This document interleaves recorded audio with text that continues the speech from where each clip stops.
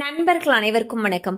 இன்னைக்கு நம்ம அந்த வீடியோல தமிழகத்தில் 10 மிக முக்கிய அறிவிப்புகள் சற்று முன் வெளியாகி இருக்கு. சோ அது என்னென்ன அறிவிப்புகள் அப்படிங்கறத பத்தி தான் இப்ப நம்ம பார்க்க போறோம். வீடியோக்குள்ள போறதுக்கு முன்னாடி இதுவரைக்கும் நீங்க நம்ம சேனலை சப்ஸ்கிரைப் பண்ணலனா உடனே சப்ஸ்கிரைப் பண்ணிருங்க. அப்படியே பக்கத்துல இருக்கக்கூடிய பெல் பட்டனையும் கிளிக் பண்ணிருங்க. அப்பதான் நாங்க போடக்கூடிய அனைத்து பயனுள்ள தகவல்களும் உங்களை கரெக்ட் டைம்க்கு ரீச் ஆகும். இப்ப வாங்க வீடியோக்குள்ள போலாம்.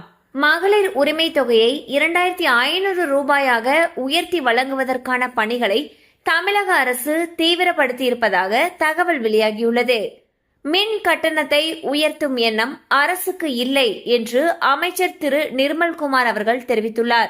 10ஆம் வகுப்பு தேர்வு விடைத்தாள்களுடைய ஸ்கேன் காப்பி பெற விரும்புவோர் மே 22ஆம் தேதி முதல் மே 25ஆம் தேதி வரை விண்ணப்பிக்கலாம் என்று பள்ளி கல்வித்துறை அறிவித்துள்ளது.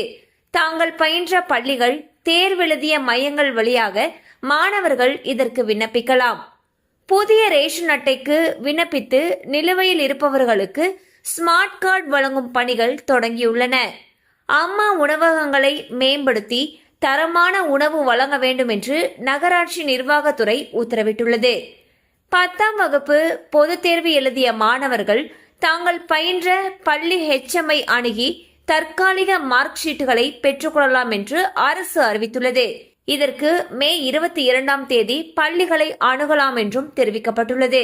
தங்க கடனில் புதிய மாற்றங்களை RBI அறிவித்துள்ளது.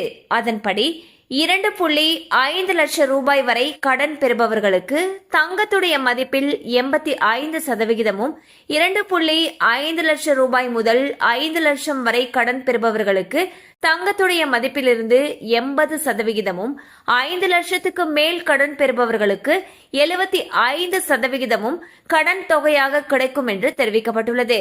தமிழகம் முழுவதும் ரேஷன் கடைகளில் பொருட்கள் நியாயமான முறையில் தட்டுப்பாடின்றி வழங்க முதலமைச்சர் திரு விஜய் அவர்கள் உத்தரவிட்டுள்ளார்.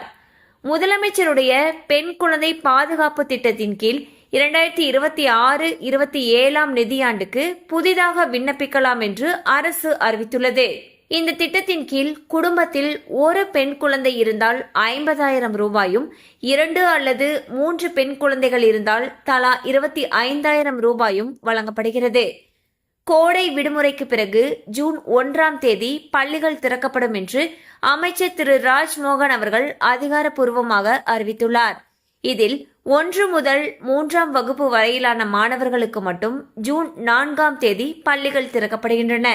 வேலையில்லா பட்டதாரிகளுக்கு 4,000 ரூபாய் உதவித்தொகை வழங்கும் திட்டத்தை விரைவில் செயல்படுத்த முதலமைச்சர் திரு விஜய் அவர்கள் உத்தரவிட்டிருப்பதாக தகவல் வெளியாகியுள்ளன. கண்டிப்பா இந்த அப்டேட்ஸ் உங்களுக்கு பயனுள்ளதா இருந்திருக்கும் நம்புறோம். மேலும் இது போல அப்டேட்ஸ் உங்களை உடனே ரீச் ஆகணும்னு நினைச்சீங்கன்னா நம்ம சேனலோட தொடர்ந்து இணைந்திருங்கள். தேங்க்யூ ஃபார் வாட்சிங்.